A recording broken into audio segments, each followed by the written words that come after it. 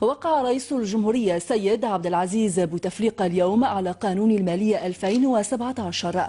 وقد وقع رئيس الجمهورية على نص القانون بمقر رئاسة الجمهورية بحضور مسؤولين سامين في الدولة وأعضاء الحكومة.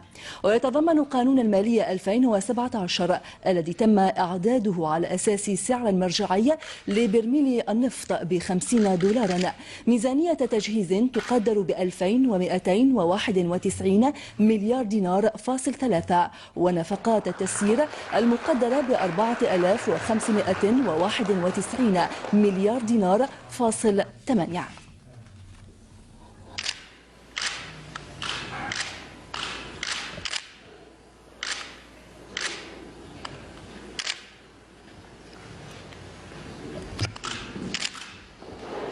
هذا وترأس رئيس الجمهورية السيد عبد العزيز بوتفليقة اليوم اجتماعا لمجلس الوزراء خصص لدراسة عدة مشاريع قوانين، وتخص مشاريع القوانين التي ستتم دراستها أو تمت دراستها قطاعي العدالة والبريد والاتصالات الإلكترونية.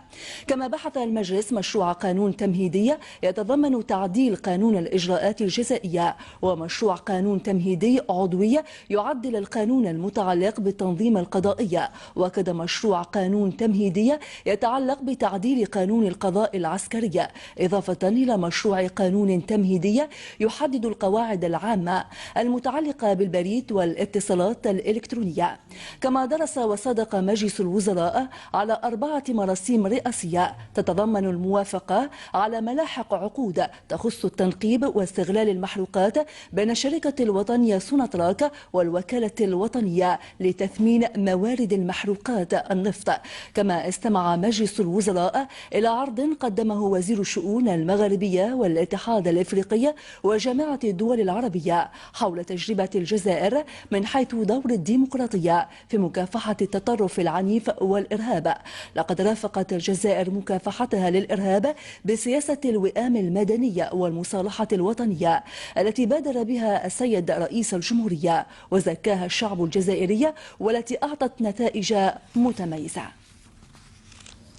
يستضيف التلفزيون اليوم في لقاء خاص الوزير الأول عبد الملك سلالة للحديث عن الرهانات الاقتصادية والمؤشرات المالية في برنامج الحكومة.